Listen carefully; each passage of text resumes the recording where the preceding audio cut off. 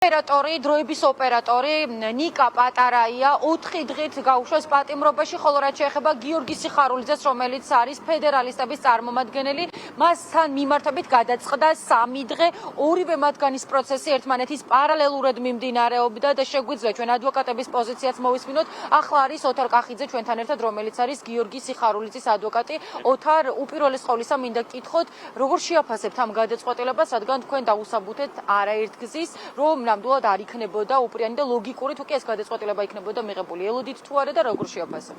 უნებრივია ველოდით, ვინაიდან გიორგი თენგო კიდაცთან ერთად იდგა ბასლეინზე, მაშინ როდესაც რუსთაველის გამზირი უკვე გადაკეტილი იყო და თან მიტინგის მონაწილეთა რაოდენობა აშკარად არ იძლეოდა იმის საშუალებას, რომ ტროტუარზე დატეულიყვნენ. ეს წარმოდგენილ კადრებში სრულიად აშკარად ჩანდა. ამის გარდა ვერანაირად ვერ დაასაბუთა შინაგან საქმეთა სამინისტრომ, რომ რაიმე ფორმის ინტერესი, ლეგიტიმური ინტერესი არსებობდა გამოხატვის თავისუფლების შეზღუდვის, იმიტომ რომ მოქალაქეებს აქვთ უფლება გამოხატონ თავიანთი აზრი, მათ შორის გადაკეტონ ქუჩაც და მსგავსი ტიპის დრაკონული კანონების გამოყენება აბსოლუტურად არაპროპორციულია. რუსთაველის გამზირს აქვს ალტერნატიული მარშრუტებიც და ძალიან თვალნათლივ ჩანს, რომ მანქანები ჩადიან დაუბრკოლებლად მერიოთან ჭანტურიას ქუჩაზე და განაგრძობენ მოძრაობას. ამიტომ არც პროპორციულობის პრინციპი იყო დაცული, არც პოლიციას გაუფრთხილებია აქციის მონაწილეები და რაიმე ტიპის პრევენცია უცდია, არც აქციის მონაწილეებისთვის იყო თქვათ ხედვადი სადმე რამე თავისუფალი ადგილი იყო, ეს აბსურდული მტკიცება. თავიდან ბოლომდე ეს ემსახურება ერთადერთ მიზანს, რომ დააშინონ საპროტესტო საზოგადოება და გაამკაცრონ კიდევ უფრო მეტად სანქციები. მაგრამ რაც თვალნათელი არის ის, რომ ამის არავის ეშინია. იმიტომ რომ აქ სასტორზე დევს ბევრად უფრო დიდი ღირებულება, ვიდრე ეს არის რაღაც ადმინისტრაციული პატიმრობა.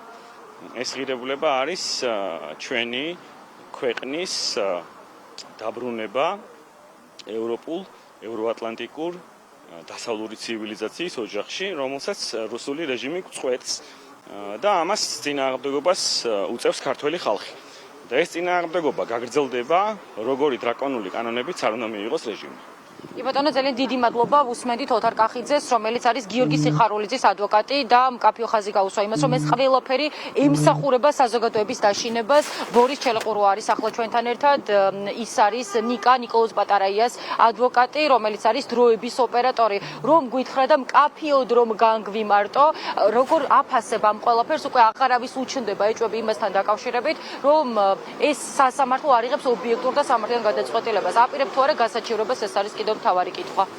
ამ შემთხვევაში ნიკოლოზ პატარაიამ აღიარა ადმინისტრაციული სამართალდაღობის ჩადენის ფაქტი, თუმცა ადმინისტრაციულმა ორგანომ ვერ გითხრა ზუსტად როდის მოხდა მისი დაკავება, ადმინისტრაციული დაკავების ოლქში არ ეწერა დაკავების ზუსტი დრო და ვერ იქნა წარმოდგენილი ვერც ერთი მტკიცებულება წერილობითი, რომელიც ჩვენ ან ზეპირი, რომელიც ჩვენ მიგვახვედრებდა ზუსტად როდის იქნა დაკავებული. ამ შემთხვევაში სასამართლოს და საზოგადოების ადამიანის თავისუფლების ერთი წუთიც კი იმდენად მნიშვნელოვანი უნდა იყოს, რომ ამაზე ჩვენი დროის და რესურსის უფრო მეტ ნაწილს უნდა ვხარჯავდეთ. ჩემ და სამწუხარო დღეს ეს არ მოხდა და ნიკოლოზ პატარაია 4 დღით გაუშვეს ციხეში და საბოლოო ჯამში მისი პატიმრობის ათვისვა და დაიწყო არა დაკავების მომენტიდან, არამედ სხვა მომენტი და ჩვენ არ მოგვეცა ფიზიკურად იმის საშუალება გაგვერკვია როდის დააკავეს კონკრეტულად ეს ადამიანი.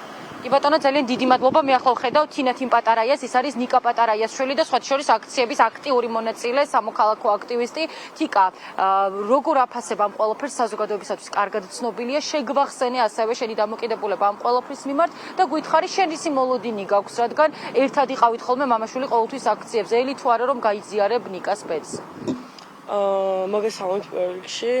მამაჩემი უკვე 13 წელია ამ ხელისუფლებას აპროტესტებს და მის რუსულ პოლიტიკას. მას მიუსაჯეს 4 დღე ქვეყნის სიყვარულის გამო. მეც არაერთხელ ყოფილვარ ამ ხელისუფლების მსხვერპლი ბჭყალებში, რომ ვთქვათ. მე სვალდები რომ დამიჭარ, იმიტომ რომ თავმოძღვამ რომ გადავდივარ გზაზე და ვკეტავ, იმიტომ რომ ეს არის ჩემი მოქალაქეობრივი უფლება და ჩემი პროტესტის გამოხატვის ერთ-ერთი ფორმა. მამაჩემი ძალიან მალე გამოვიდა, ვიცი რომ ძალიან კარგად იქნება და სუსაჭირო იქნება კიდე ჩაჯდება, ყველაფერი კარგად იქნება და არა რუსულ რეჟიმს ჩვენ ყოველთვის გავაპროტესტებთ ამ ქვეყნის რუსულ პოლიტიკას და ამ ხელისუფლების დაუნდობელ რეპრესიებს ჩვენს მიმართ. კი ბატონო, ძალიან დიდი მადლობა.